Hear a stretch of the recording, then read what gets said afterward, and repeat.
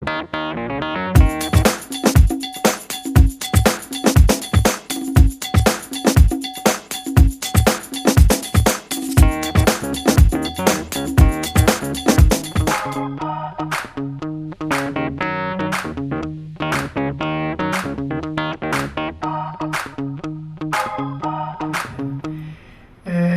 o Alex me convidou, pelo menos disse que me convidou, graças a um ensaio que eu escrevi para a revista Dicta e Contradicta, justamente sobre a visão de um liberal, a visão do conservadorismo por um liberal, por um prisma de um liberal. E eu cito o Russell Kirk, o Conservative Mind, nesse ensaio, e agora li esse segundo livro do Russell Kirk, que eu recomendo, que eu gostei muito, e principalmente para o Brasil, porque no Brasil, quando se fala em conservadorismo, ninguém sabe o que é. As pessoas pensam automaticamente em PMDB, Sarney, ou alguma coisa reacionária. E eu para diferenciar uma coisa da outra, né, do Kirk, do Burke, do Oakeshott, do Irving Babbitt, do Isaiah Berlin, de tantos outros, né, Roger Scruton, contemporâneos ou clássicos, eu passei a chamar então de conservadores de boa estirpe, que são esses conservadores que defendem isso que Kirk defende nesse livro, que eu considerei bastante interessante. Muito já foi dito, e por pessoas muito mais capazes do que eu, o que eu vou me meter aqui é mais o que esse mergulho nos autores conservadores de boa estirpe nos últimos anos agregou ao meu pensamento liberal e que já flertou, inclusive, com o pensamento libertário em determinada época da vida, normalmente mais jovem, com a filha mais novinha e coisas do tipo. Até porque dizem que um conservador é apenas um liberal que foi assaltado na noite anterior. Então, essa dicotomia constante entre ordem e liberdade, que alguns acham que é solúvel, né, de forma definitiva, são os mais ingênuos, até mesmo a própria frase do se eu não me engano, Thomas Jefferson ou Benjamin Franklin, acho que é do Franklin, que disse: aqueles que querem abrir mão de um pouco de liberdade para ter um pouco de ordem vão acabar sem ambas, né?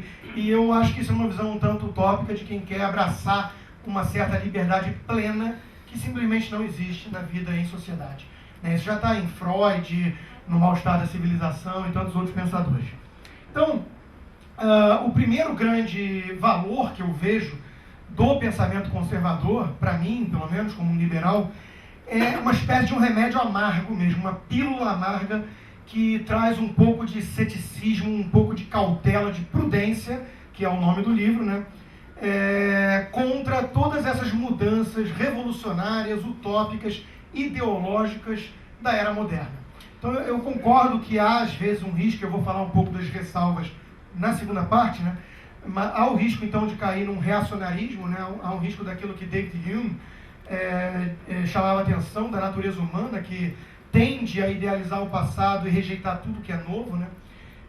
Mas eu acho que os conservadores trazem para o debate justamente essa questão da cautela tão necessária, especialmente numa época que, aí sim, toda geração acha que o passado era melhor e muitas coisas se perderam, né? E temem essas mudanças. Mas, de fato, eu acho que a gente vive numa época que foi chamada de grande degeneração ou de grande desordem pelo historiador Arnold Toynbee, mas o fato é que a gente vive uma época esquisita, pelo menos do meu ponto de vista, para certos valores, para certos princípios e para certas questões até mesmo estéticas, né? Então, eu acho que o pêndulo da liberdade, que eu não chamo de liberdade, eu prefiro o termo que o próprio Kirk usa de licenciosidade, né, que se confunde às vezes o libertino e o licencioso com o liberal, mas o fato é que esse pêndulo parece que exagerou para o outro lado. Então, hoje em dia, a gente vive uma época de relativismo moral e cultural exacerbado, ninguém mais pode julgar nada, era da ditadura velada ou nem tão velada assim, do politicamente correto, né? Você tem que suspender qualquer tipo de julgamento. Eu tenho visto isso, inclusive, infelizmente, saindo da boca de muitos que se dizem liberais, quando eu faço algum tipo de pronunciamento de julgamento de valor ou de estética, eu sou atacado por esse pessoal que diz que eu não posso ser um liberal, porque na cabeça deles o liberalismo passou a ser sinônimo de total relativismo. Quer dizer, se você acha que existe algo como alta cultura, ou que existe algo como literatura clássica, ou que existe algo como o belo, né, você então vai ser atacado como um reacionário, um conservador, que para eles é xingamento ou coisa do tipo.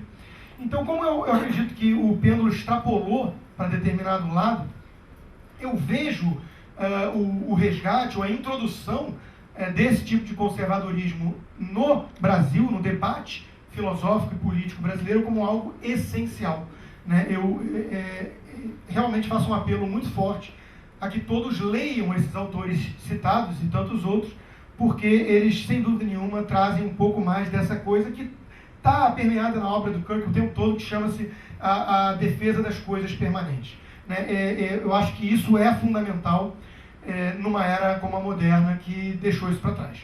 Então, o primeiro grande valor que eu vejo é justamente quase essa luta quixotesca, né, de um movimento de resistência a algo que talvez pareça inevitável para eles, como o próprio Tocqueville percebeu que a democracia seria inevitável, mas fez vários alertas em relação ao que poderia advir daquilo. Não só no Democracia da América, como no Revoluções de 1848 e outros livros onde ele chama a atenção para o risco enorme das democracias de massas modernas virarem nada mais, nada menos do que a tirania de uma maioria. A segunda grande coisa positiva que eu vejo dessa minha leitura dos conservadores mais recentes, né, é a questão e aí foi muito importante para mim especificamente, que foi alguém que bebeu muito de Ayn Rand no objetivismo e tudo mais, que foi a questão dos limites da razão, né? Eu acho que os conservadores trazem para o debate, e aí também já tem ali no iluminismo escocês, como David Hume, o próprio Adam Smith, e Hayek, que é um liberal que escreveu um texto dizendo por que não era um conservador, mas de fato, quando você lê aquilo, fica muito claro que ele não é um conservador dessa linhagem, que eu estou chamando de boa estirpe. Ele ali está fazendo uma distinção dos reacionários ou dos neoconservadores, que também são atacados pelo próprio Kirk.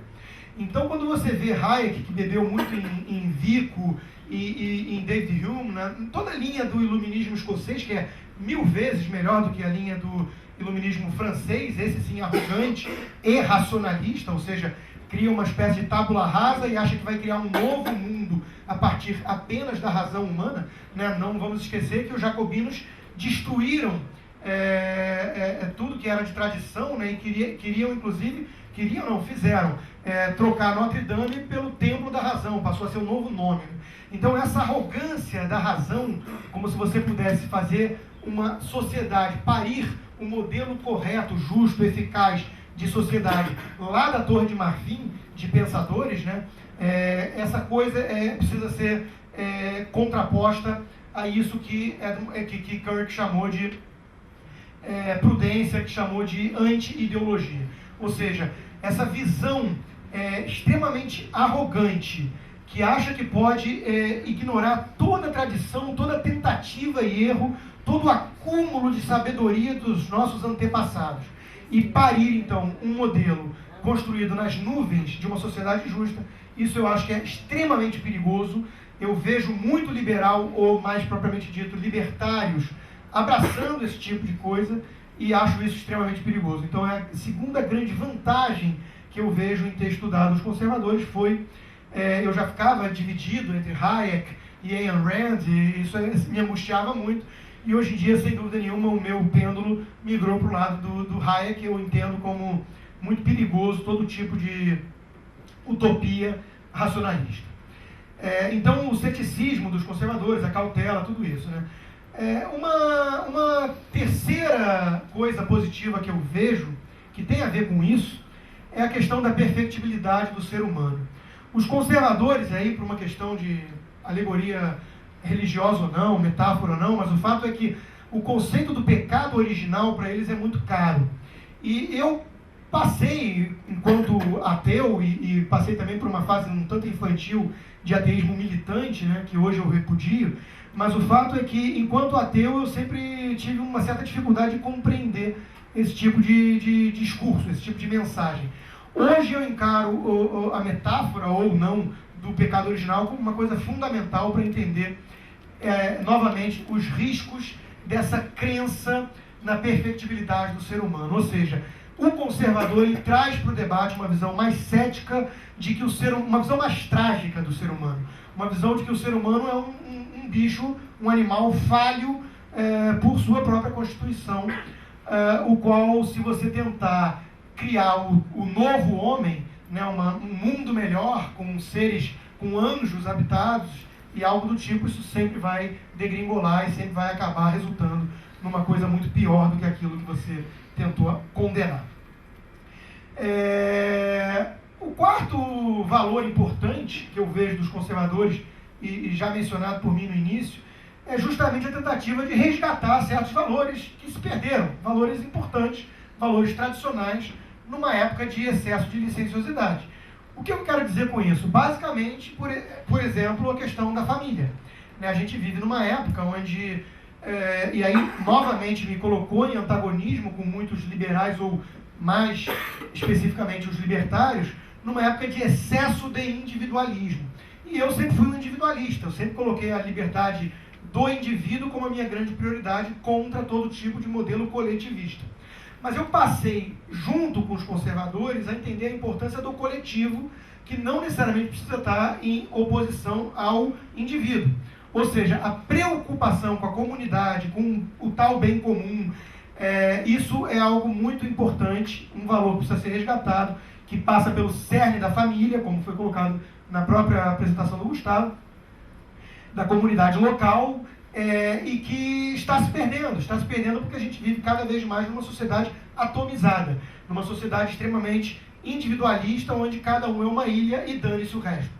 Tem um desses pensadores que tem ajudado muito a eu ter um apreço muito maior pelo conservadorismo, um dos pensadores contemporâneos é o Theodore Dalrymple, pensador britânico, e ele tem ótimos livros que falam sobre isso, e um dos últimos que eu li foi Spoiled Rotten, né, que fala sobre o lixo.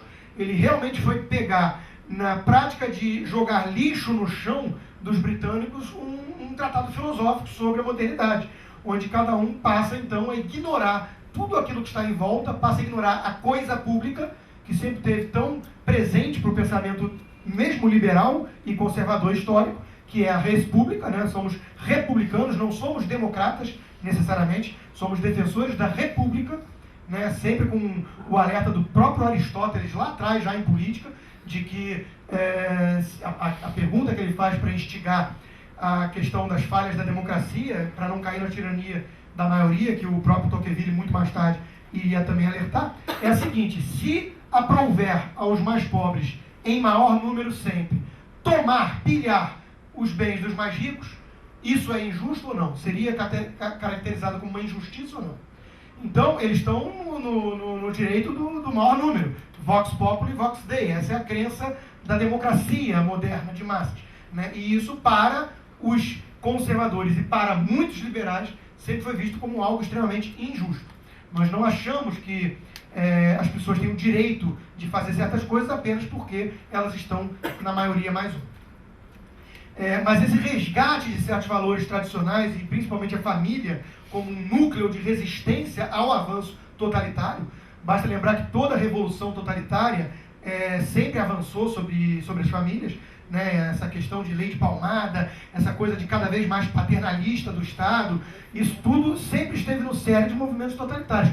Basta você voltar na Grécia Antiga e comparar Esparta com Atenas. Esparta era uma sociedade militarizada, onde as crianças pertenciam ao Estado, basicamente. Depois de uma certa idade, elas eram obrigatoriamente mandadas para treinamento militar, e assim era a mentalidade deles. Eu acredito que Atenas deixou um legado muitíssimo superior à humanidade. Então, eu acho que na era moderna, resgatar certos valores, como os valores familiares, são muito importantes hoje em dia.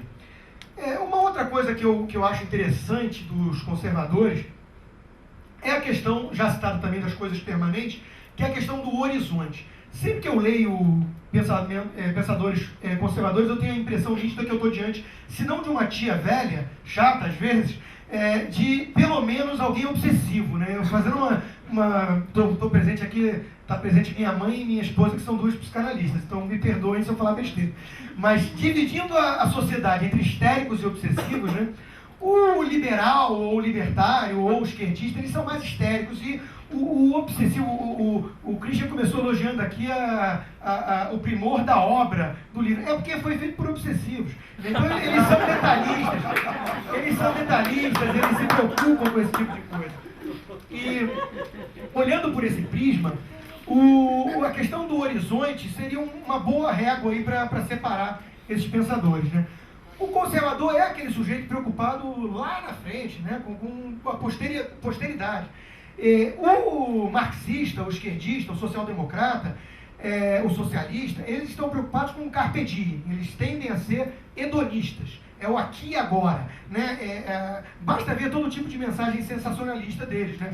Você tem que quebrar patente porque você tem que salvar a vida daquele sujeito ali que está sofrendo hoje. Dane-se que isso possa condenar à morte muito mais gente amanhã. O lucro ou pessoas, eles criam esse tipo de falsa dicotomia, porque eles veem a existência do lucro hoje e veem pessoas famintas. Então, se tirar de um e der para o outro, você melhora o aqui e agora. Então, toda a mentalidade esquerdista é atravessada por esse tipo de visão hedonista, carpe diem. O conservador já olha lá para o infinito e além, né? E eu acho que o liberal talvez tenta sambar aí como equilíbrio nesse meio do caminho. Mas essa visão também do horizonte é algo que eu acho interessante os conservadores trazerem para o debate moderno, dado que a gente vive numa sociedade cada vez mais hedonista, cada vez mais curto-prazista, né? Pois bem, o Kirk fala o tempo todo no livro dele que a política é a arte do possível. Isso é um lugar comum, isso é uma máxima que todo mundo conhece, mas de fato uma das coisas mais importantes que o conservadorismo trouxe para a minha visão, que, como eu disse, chegou a flertar com o libertarianismo. Por quê? Porque eu comecei a ver, na prática, o posicionamento de muito amigo meu libertário, que era absolutamente contrário ao bom senso do que pode ser feito em termos concretos na política. Tá certo que o próprio Kirk também diz que política é coisa de semi-analfabeto. E eu me sinto assim, como uma bucha de canhão, tendo um blog na Veja, uma coluna no Globo, né? Eu tenho que fazer política no mau sentido do termo. Eu tenho que ser partidário às vezes, eu tenho que comprar certas brigas pensando nas eleições, por exemplo. Isso não é muito nobre, seria muito melhor a gente poder discutir coisas muito maiores, muito mais interessantes para a vida, né? Mas o fato é que alguém tem que fazer o trabalho sujo e meter a mão na massa um pouco. E eu comecei a ver muito amigo meu realmente sendo levado à defesa de posições que me pareciam extremamente não só míopes, como limitadas. Eu te dou um exemplo, né? Nós temos hoje um perigo muito grande, da tal da maré vermelha, né? Que é um perigo de um partido bolivariano querer cada vez mais aparelhar a máquina estatal e solapar todas as nossas liberdades individuais básicas. Esse é o perigo do Brasil hoje. Então, o que eu digo, minha prioridade, primeira, segunda e terceira, é tirar o PT do poder. Aí depois a gente discute a quarta, quinta e sexta. Quando eu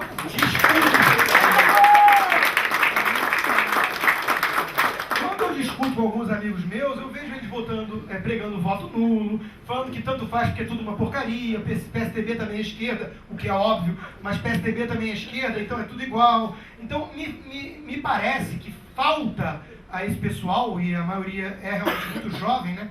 Falta essa visão que Kirk traz de política como a arte do possível, ou seja, uma visão anti-utópica. E eu sou uma pessoa extremamente anti-utopia, anti-revolução. Né? Como dizia Roberto Campos, o único problema da revolução é a letra R. Então a gente tem que lutar por evolução, a gente tem que lutar para novas conquistas, preservando aquilo que tem de bom na sociedade. Os conservadores trazem para mim, então, essa preocupação entre aqueles que ainda não chegaram e aqueles que já foram. Esse elo entre gerações é uma das coisas mais bonitas que eu bebi ou aprendi com os conservadores e que me ajudou muito a deixar para trás essa visão um tanto mais individualista que às vezes parece... Eu tenho até um texto escrito sobre isso. O individualismo não deve ser sinônimo de sociopatia. E aquela coisa do dane-se o entorno, né? Nós precisamos do entorno, o entorno é relevante para nossas vidas e como respeito aos antepassados e como preocupação e também respeito os que ainda nem chegaram. Então isso para mim o conservadorismo trouxe de muito positivo e esse livro é um belo resumo disso tudo que eu estou falando aqui. Bom, parece então que eu virei um conservador. Talvez eu tenha virado, eu não ligo tanto para o rótulo, não ligo tanto para a ideologia, mas vamos, para finalizar, falar um pouquinho das minhas ressalvas, então, com o típico pensamento conservador, mesmo de boa estirpe. Parte já foi trazido pela palestra do Christian, mas o fato é o seguinte: primeiro, o próprio Kirk deixa muito claro isso o tempo todo. Para eles e para a grande maioria dos conservadores, à exceção do Oakeshott e um ou outro, o próprio Dalrymple que eu citei, a religião é fundamental para esse tipo de pensamento. E eu tenho algum problema com isso, porque eu não tenho religião, não ligo muito para a religião, e tenho alguma dificuldade, então, de entender que a moral necessariamente é derivada de alguma visão religiosa. Eu estou com Rimbaud e com alguns outros pensadores que achavam que não precisa ser. Dito isso, quando a gente olha a modernidade, a era secular, a era que Deus morreu, segundo Nietzsche, e vê o que aconteceu, eu começo a ter second thoughts. Eu começo a questionar minha própria crença se é possível que as massas coloquem alguma coisa decente no lugar disso. Talvez algumas pessoas, e aí sim uma visão elitista, e dane-se, eu assumo que seja, junto com Ortega y Gasset e tantos outros, talvez seja uma visão elitista de que alguns, uma minoria, consigam substituir isso por coisas nobres, por coisas como arte, música clássica, não funk, por favor.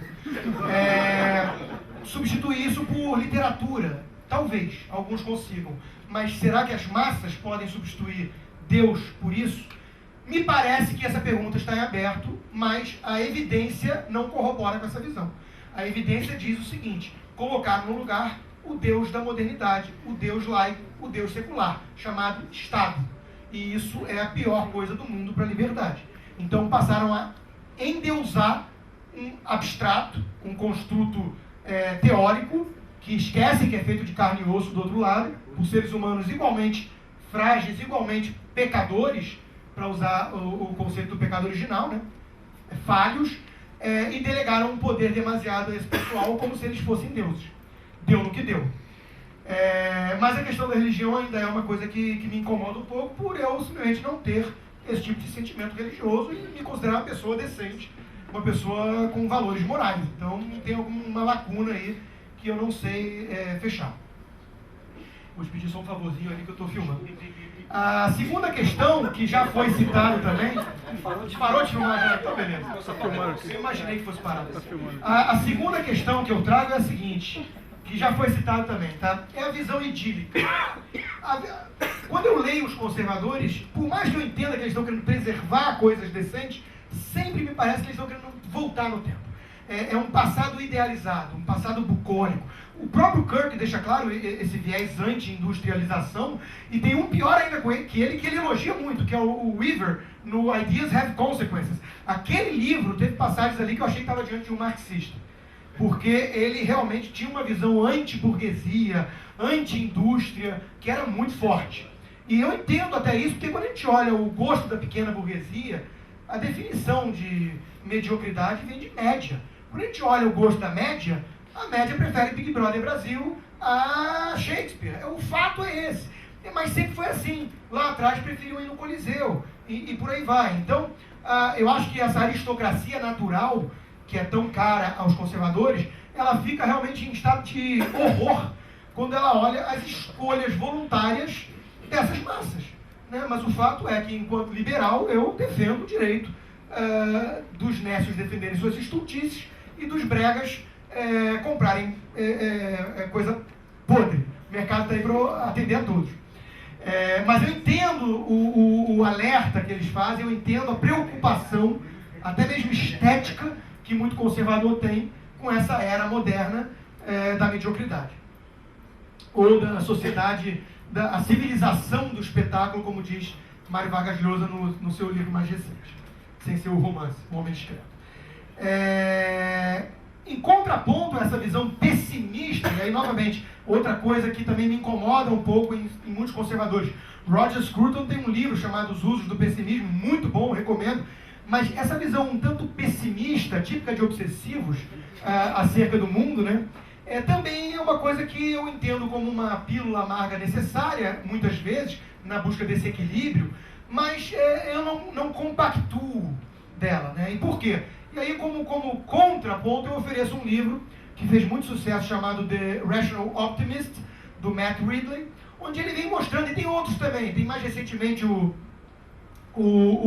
Steven Pinker com os Anjos Melhores da Nossa Natureza, tem vários pensadores que vêm mostrando, né, como ao longo do tempo, e graças ao comércio, graças à interconexão maior por trocas da burguesia e por aí vai, aspectos morais avançaram, mata-se menos gente, crianças morrem menos, tem menos doenças. Então, tem vários avanços e várias conquistas modernas que me parecem rejeitadas ou negligenciadas por esses pensadores mais pessimistas, que querem idealizar um certo passado bucólico, como se todos vivessem na casa de campo, que deve ser maravilhosa, do Kirk, mas que não é a vida dura, real, de quem trabalhava 18 horas, 16 horas por dia para obter energia, e hoje basta um cliquezinho e você tem energia para ler o livro que você quiser, e infelizmente acabam lendo muita porcaria, mas é assim que funciona a média, quando leem.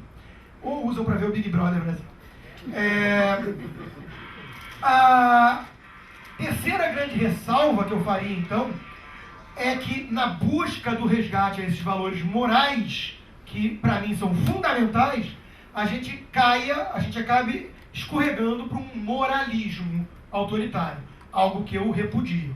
Então, a visão de defesa da moralidade ou de valores morais é uma coisa nobre. O moralismo, puritanismo autoritário, daquilo que a minha esposa cunhou para contrapor o meu esquerda caviar, que seria a direita doriana, né, aquela do anúncio da Doriana, né, aquele casal perfeito, aquela famíliazinha linda, com os filhos que o meu filho já um pouco, até às vezes se confunde, porque meu filho já se preocupa com a baleia, e não é verdade, né? Então, essa coisa de família perfeitinha e moralista, essa visão meio puritana de muito conservador, é algo que me incomoda e gera desconforto em mim. E por fim, para fechar, a questão do coletivismo. Eu acabei de falar aqui que uma das grandes coisas que eu aprendi com os conservadores foi deixar um pouco de lado minha visão individualista exacerbada e focar mais no coletivo, no comunitário, até porque eu estava em contradição. Eu adotei várias decisões na minha vida de sacrifício pessoal em prol de algo que eu considero o bem comum. Eu dou minha cara a tapa, eu sou ameaçado, eu sacrifiquei meu lado financeiro, mas é algo que eu acredito como não vou dizer que é um imperativo categórico kantiano, um dever moral, algo assim, mas é algo nobre e que eu gosto de crer que é algo que eu estou tentando deixar não só para mim, como para os que vão vir, para mim, e talvez a paternidade tenha ajudado muito nesse sentido. Mas o fato é que o coletivo é muito importante, mas eu tenho ressalvas para que isso não caia num coletivismo, numa espécie de nacionalismo. A gente acaba vendo muito conservador que flerta com visões nacionalistas, que era aquilo que desesperava Hayek, por exemplo, nesse ensaio que eu citei, ele bate nisso. Então, a busca desse equilíbrio entre as liberdades individuais, com foco também no entorno, no coletivo. A vida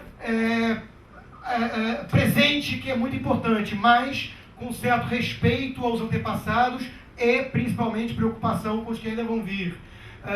Tudo isso que eu fui falando, você tentar ir buscando uma espécie de equilíbrio, me parece o meu ideal de hoje. Por isso, se eu tiver que me rotular ou alguma coisa do tipo, que eu não gosto, eu me considero um liberal clássico com inclinações conservadoras, né? Ou o que eles chamam de liberal conservador, coisas do tipo.